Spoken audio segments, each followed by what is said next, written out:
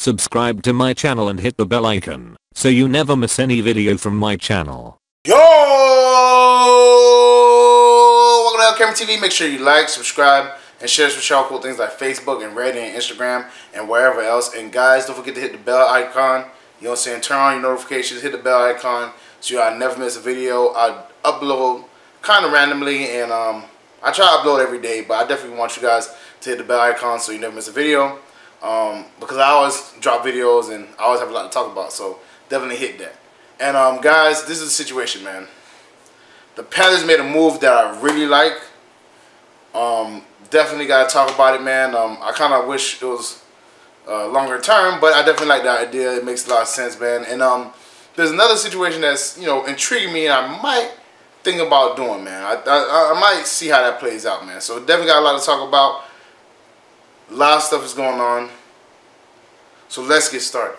So the Carolina Panthers just locked up Tyler Larsen, who I obviously have been a fan of. You know what I'm saying? I like Tyler Larsen.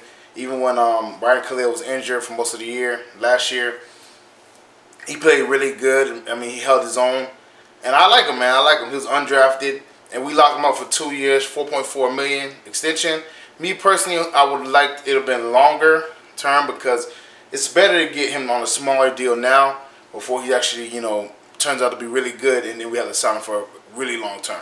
But, you know, again, sign him for extension, locking him up is a very good idea. I'm happy for him, man. And in 2 years, I think we'll have a little bit more cap space, especially you see how, like in 2 years, that's like 2020. Well, we're 2018, like 2020, yeah. When 2020 hit, I think Matt Kalil's contract is no longer guaranteed. So we will be able to cut him. So I'm pretty sure that's why they planned it like that. So if, you know, Matt Kalil's contract is up, you can, you know what I'm saying, re-sign him, and then whoever the, you know what I'm saying, whoever you draft, or if you want to move somebody to the left tackle position, you can. So it makes sense. It definitely makes sense. But like I said, I wish it would be longer term, because obviously, you know, you want to have somebody under contract for a long period of time. But for 2 years, it makes a lot of sense for me, man. You know, I like that, man. It's a very good move by Marty Hurney. And like I said, man, I'm gonna be honest with y'all, man. I'm being proved wrong, man. You know, if you watch my earlier videos and stuff like that, whatever, I was very harsh on Marty Hurney, because I felt like, you know, if you was there before, it didn't work out, I really don't want to bring in the same person again. And he made his mistakes. He overpaid people. He was very, like, not uncontrolled with the money. You know what I'm saying? He kind of put us in a bad cap situation, which Dave Gettleman had to take us out of. But this time, he looks like he's, you know, doing the right thing and being very smart with the money. And he's been doing really good moves, man. And like I said, I'm going to be honest with y'all, man. This draft class, it looked like we have four or five absolute ballers. Like, you know what I'm saying? DJ Moore looking great. Dante Jackson looking great. Whatever. Rashard Golden obviously had a high praise from Jalen Ramsey. And he's been looking pretty good, too, besides the, you know, the hit he put on Jarris Wright, which Ron Rivera even ended up saying that was a legal hit. But, you know, it just, you shouldn't hit your teammate in practice. But he's looking really good too. And Ian Thomas has been catching everything. And actually, Marquise Hayes has, you know, kind of beat out Deshaun Hall and Brian Cox Jr. for, you know what I'm saying, the backup role, which is pretty good too, man. So I'm not going to lie, man. This draft class, it looks pretty good. It looks pretty good. We'll see how it performs in preseason and on the field. But so far, Marty Hurney, drafting-wise and contract-wise, he's been doing pretty good, man. So hats off to you, Marty Hurney. And the other reason they locked up Tyler Larsen is because Tyler Larsen can play all three inside line positions. He can play left guard, right guard, and center. So obviously, I think Tyler Larsen should be, you know, our future center, because I think, you know, seeing him last year, he did pretty good and he held his own pretty well, you know what I'm saying, while Ryan Kalil was out. So I definitely think he could be our future center.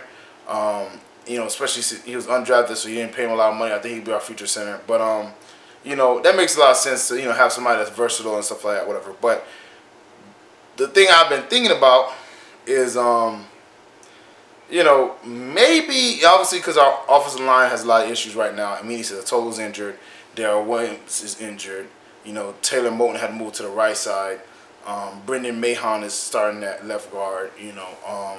So we got a lot of issues on the line off rep, you know what I'm saying, in the very beginning of the season, which is not good. But I think Taylor Moton and Brendan Mahon can hold their own. But just in case, what I think, we might want to look at Richie Incognito.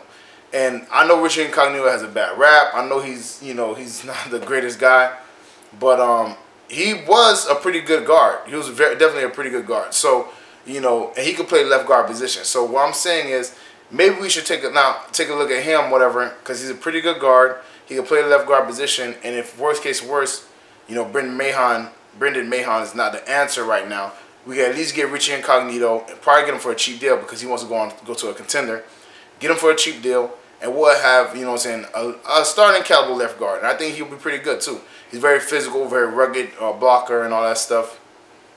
So I think Richie Incognito might be somebody we look at because at the end of the day, you know, worst case scenario, sign him on a 1-year deal or a very small deal with no guarantees or incentive, or you know, have some incentives or whatever. And then, you know, if he acts up, you know, give him the boot. But I really think, you know, we could look into that because, again, we need line depth. We got Jeremy Sorelli's, you know, as the backup for both right tackle and guard, which is not good. You know, obviously, since Amini's out, we were kind of stretched pretty thin. So what I believe we should do is, obviously, you know, get Richie Incognito, put him as a backup as guard, whatever, or have him starting guard, whichever they choose to do. And at least just have Jeremiah Sorelli's the backup for right tackle until, you know, Darrell Williams come back or Mini Silatogu come back or whatever. And it will be in a better situation because right now our offensive line is in shambles. We have a lot of injuries. And I think at least, you know, be honest with you, I think Richie Incognito could, you know, have a really good relationship with Matt Kalil. Matt Kalil, I feel like, is kind of a laid-back guy. I think Richie Incognito will kind of light a fire under him, man, because Richie, obviously, you know, he has a whole bullying thing or whatever, and that's not what we want here. But I don't think Matt Kalil is the type to get bullied, especially not with his brother on the team. And I think, you know, he will be, you know, I think Richie's man enough to call people out. So I think he'll hold Matt Kalil to a higher standard, and it might work out. I know a lot of you guys are probably worried if we do bring Richie Incognito about his attitude and his, you know, past transgressions and how he just operates in general. Now, this is how I feel personally, man. Richie Incognito has his issues. I'm not gonna lie. You know what I'm saying? He's not a good dude. But that's exactly why I would recommend him for our locker room, because our culture in our locker room is very good. Every player, from the Jared Allens, the Charles Tillmans, a bunch of players who leave our system says their culture is great. Charles Johnson, culture is great. Everybody says, you know, how even when players who come from another team, they're like, these guys are all friends. They all like each other. The culture is amazing. It's a friendly atmosphere. All types of good stuff. So I think our core veterans, our core values, and Ron Rivera in general will not allow Richie to be that type of person. And if he does, I'm pretty sure they will have no problem recognizing it early and getting him out of there before he intoxifies the whole locker room. So I think our team can handle it. I think, you know, Ryan Kalil, Matt Kalil, Cam Newton, you know what I'm saying, Thomas Davis, Luke Kuechly, all these are high character, you know what I'm saying, Greg Olsen, Walter Payton Man of the Years, you know what I'm saying, nominees and winners and all types of, you know, MVPs. I think we have a very good team with a lot of good character and personality. And I think they're like, hey, Richie, if you come in here with that foolishness, we'll get you up out of there. You need a team with a strong personality and a strong culture and, you know, a strong mindset to take in one bad apple. Now, mind you, don't get a bunch of bad apples because that can poison your whole, you know, team. But if you got one bad apple that, you know what I'm saying, has his issues, whatever, because that's what they're trying to do with Greg Hardy. Now, mind you, you know, the whole Greg Hardy thing is a whole nother situation. But initially, when he had, you know, his old little issues, all the players, Charles Johnson, Thomas Davis, a bunch of them went to the Jerry Richardson at that time and said, hey, man, we can help this guy out. We can, you know, straighten him out, all that stuff, right? And Jerry Richardson was like, nah, I don't want nobody like that on my team. But that's what they were trying to do. They were going to try to, you know, help him out, reform him kind of, you know what I'm saying, help him get himself together. Where I think that could be the same case for Richie Incognito. They can, you know, rally around him, help him, you know what I'm saying, get his mind together. And if he doesn't, give him the boot. So I think, you know, it's worth the risk, especially with the offensive line injuries and situations, you know what I'm saying, that we have. We got to get a starting guard, man. Especially if, like, preseason will really tell. You know, this Bills game will really tell if we need another guard, because Brendan Mahon is going to be thrown into the fire. He's going to have to hold his own. He's going to be starting left guard for, you know, for an hour anyways.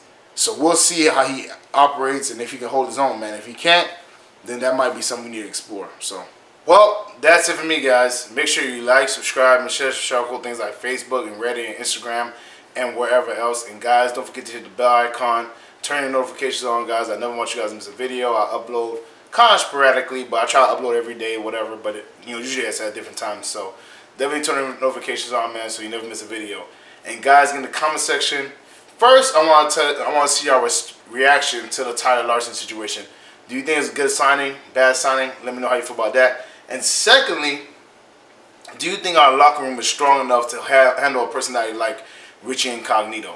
Let me know in the comment section, because I think they are, man. I know these guys are stand-up guys. Like I said, we have a Walter Payton Man of the Year winner and a, nominee, on our team. And we just got really good character guys, man. So I wouldn't be surprised if we can kind of just, contain that, and he won't be an issue as far as that. So get in the comment section, let me know how you feel about that. LCameraTV, apparel, merchandise, shirts, hats, mugs, all types of stuff, whatever. That link is in the description below. Definitely copy, LCameraTV, shirt, hat, mug, or whatever, show y'all represent, y'all support, especially when I'm planning on going to a game this year.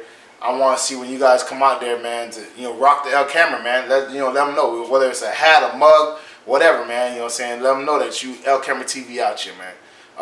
The link to the Patreon page also in the description below. Support the channel, support me. You already know what it is. You get exclusive content if you join the Patreon page, but that's completely up to you. But like I said, man, if you want exclusive content, blooper reels, all types of stuff, all that stuff is in the Patreon.